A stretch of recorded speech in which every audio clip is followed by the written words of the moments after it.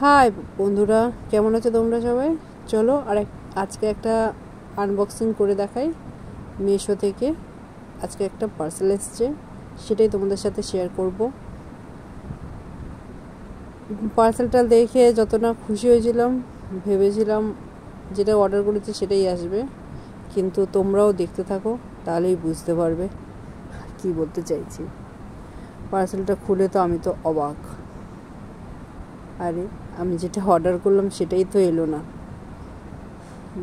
তার বদলে এই একটা এসছে।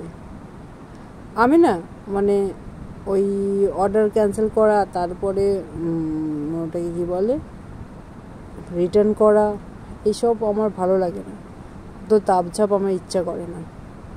তাই যা এসছে ওটাই আমি রেখে দেবো, কি আর করা যাবে। এই দেখো, এই সুন্দর কালার দেখে আমি এটা অর্ডার করেছিলাম, আর এসছে এইটা।